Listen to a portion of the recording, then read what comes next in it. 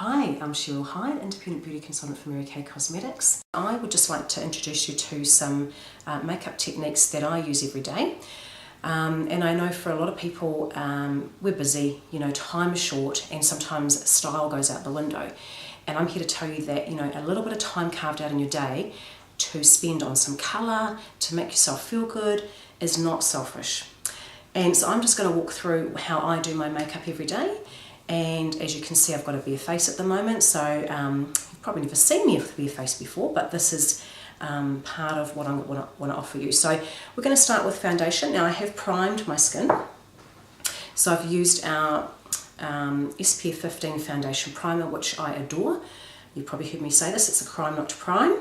And you need to give yourself 2 minutes between your moisturiser and 2 minutes after using this before you apply your foundation. And what this little beauty is going to do, so I have actually applied it, I distribute it evenly, I dispense some on the back of my hand, dispense it evenly on my face, and then gently work that in. So it's not a rubbing, you're not rubbing it in like a moisturiser, you're evenly distributing it. And I also really love our oil mattifier. So I put, again, a tiny little bit, I'm talking like the tip of your fingernail, and again I dab it where I tend to get shiny, and then just really work that into those areas like so. So now my skin is prepped, and I really love our Endless Performance Cream to Powder Foundations. The colour that I use is an Ivory 5. It gives me just the right amount of coverage, and I also find it's very mattifying. So for me, having oily skin, it means that I don't get so shiny halfway through the day. So foundation brush, this is your best friend.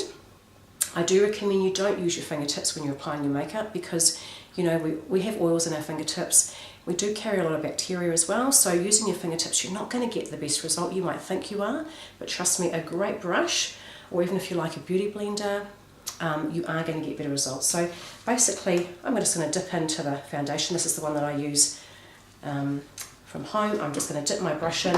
I always start at the top of my forehead. Well, I work my way down basically, and dampening the brush with the Endless Performance just allows it to move a little bit easier on your skin. And with the brush, it's really fun because you can pretend you're a bit of an artist and just work backwards and forwards like so. And I always just remind everybody just to work really well into your hairline, especially windy Wellington and all that. You might think your forehead's covered by your fringe, but once that wind hits, and your hair flies backwards, you're going to have this blank spot. And just work your way down. So I work my way down, and that way I don't forget where I've been. Eyes, some people don't do their eyes. I quite like having a little base on my eyes before I do my eye makeup. Obviously, if you're not doing eye makeup, you definitely want to have a base around your eyes.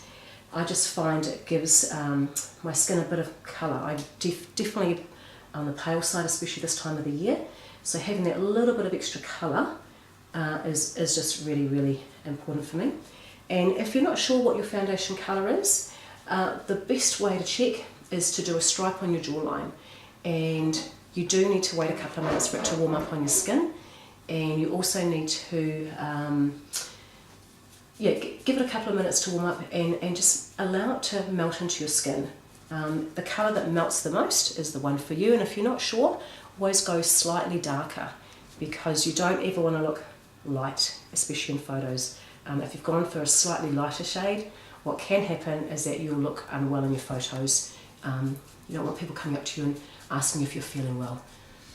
Now your jawline is really important as well. You want to make sure that you're blending really well down through your jawline. Now in between summer and winter and summer, we do lighten up quite a lot. So I find sometimes I do need to blend just a little bit more through my jawline, and that way you're not going to have that telltale line. And I also like putting a bit of bronzer through here as well. So just taper that down, and then blend. That is the key. And then go over anywhere that you feel you need a little bit of extra coverage. I tend to find my cheeks always need a little bit more, just because I have a bit of redness in my cheeks. Around your nose, we tend to get a bit of red as well, and your chin tends to be an area. So just keep blending. Once you feel like you've got enough coverage, you're good to go. Now we've messed up the fine hairs on our face now by doing this. So right at the end I'm going to show you how to pat those all down flat using a powder. So that's the last step we will do. So that's the foundation done.